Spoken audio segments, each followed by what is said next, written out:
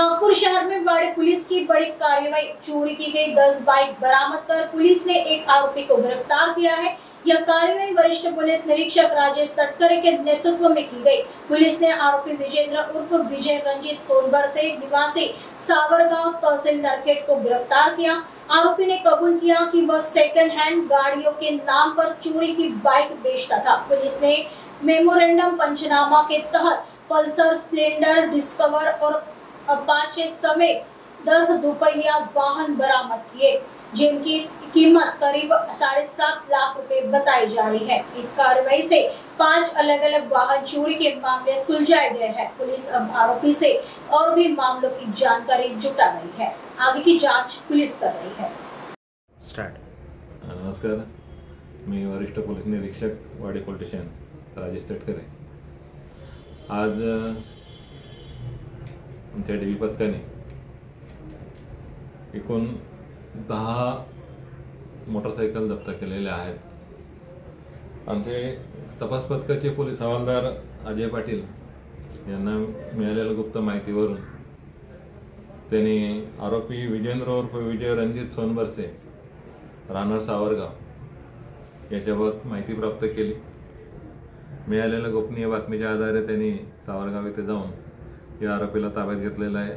त्याला गुन्ह्यामध्ये अटक केली आणि त्याच्याकडून तपास करून एकूण 10 मोटरसायकल जप्त करून ताब्यात घेतलेले आहेत। यामध्ये वाडी पोलीस स्टेशनच्या 4 मोटरसायकल आणि वाठोडा पोलीस स्टेशनची 1 मोटरसायकल असे 5 गुन्ह्यातील मोटरसायकल निष्पन्न झालेल्या आहेत। उर्वरित 5 ज्या मोटरसायकल आहेत त्या कोणत्या पोलीस स्टेशनच्या आहेत, त्याचे काय गुन्हे दाखल आहेत यावर तपास चालू आहे। माननीय पोलीस आयुक्त साहेब श्री रवींद्र सिंगल, माननीय सहपोलीस आयुक्त नवीन चंद्र रेड्डी साहेब, आमचे DCP सर रेड्डी साहेब, सतीश कुमार गुरव साहेब आमचे ACP सर यांच्या मार्गदर्शनाखाली आमच्या तपास पथकाचे अधिकारी अमित बनगर, अजय पाटील, रोशन फुकट, दुर्गादास माकडे, राहुल बोटरे आणि सोमेश्वर वर्धे यांनी या कामगिरीत सहभाग घेतला आणि सक्सेसफुली कारवाई केलेली आहे। मोटरसायकल हा आरोपीच्या चोरी करत होता, तर त्यात बाहेरच्या ठिकाणी जाऊन किंवा बाहेर गावात वगैरे जाऊन मी सेकंड हँड गाडी विकतो, तुम्हाला गाडीची कागदपत्र नंतर देतो आणि असं सांगून त्यांच्याकडून 15,000, 20,000, 25,000 रुपये घेऊन ती त्यांना देत होता। नंतर काय त्यांच्याशी कोणत्या प्रकारे संपर्क साधत नव्हता। अशा प्रकारे त्यांनी त्या गाड्या विकलेल्या होत्या। तरी माझं वाडीतील आणि आजूबाजूच्या सर्व लोकांना किंवा नागरिकांना ही विनंती आहे की आपण कोणत्या प्रकारचे सेकंड हँड व्हेकल घेत असाल तर त्याबाबत खात्री करा, कागदपत्र चेक करा आणि ऑथोराइज असेल तरच घ्या। कारण जसा चोरी करणारा आरोपी असतो त्याप्रमाणे चोरीचा मुद्देमाल घेणाराही आरोपी असतो। त्यामुळे ही काळजी आपण घेणं गरजेचं आहे।